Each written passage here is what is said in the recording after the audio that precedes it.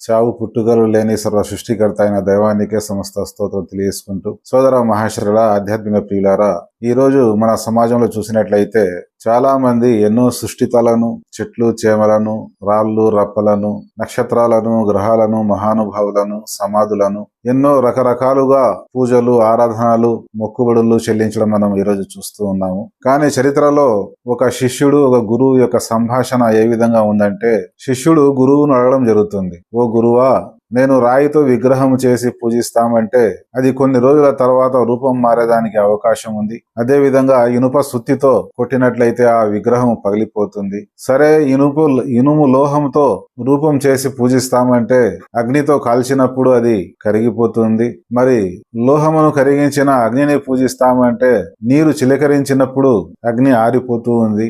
సరే, అగ్ని కంటే నీరు బలమైనది కదా, నీటిని పూజిస్తామంటే అది అతి శీతలమైనప్పుడు గడ్డ కడుతుంది, వేడి ఎక్కువైనప్పుడు ఆవిరైపోతుంది. అదే విధంగా గాలి వచ్చినప్పుడు అది ఆవిరైపోతుంది. మరి దేనిని నేను పూజించాలి, ఆరాధించాలి అని శిష్యుడు గురువును అడిగినప్పుడు గురువు ఈ విధంగా తెలియజేయడం జరిగింది. వీటన్నింటినీ సృష్టించిన సృష్టికర్త ఎవడైతే ఉన్నాడో, ఏ ధర్మం కోసమైతే ఈ సృష్టితాలను సృష్టించాడో ఆ సృష్టికర్తను ఆరాధించమని గురువు శిష్యునికి బోధించడం జరిగింది. మరి సోదర మహాశిలారా, దైవ గ్రంథాలు, ప్రవక్త బోధనలు, ఋషులు, మహనీయుల బోధనలు ఏవైతే ఉన్నాయో వాటిని మనం తెలుసుకొని ఆచరించడం వల్లనే మనం ఇహపరలోకాల్లో సాఫల్యం పొందేదానికి అవకాశం ఉంది. అస్సలాము అలైకుం వరహమతుల్లాహి వబరకాతుహు.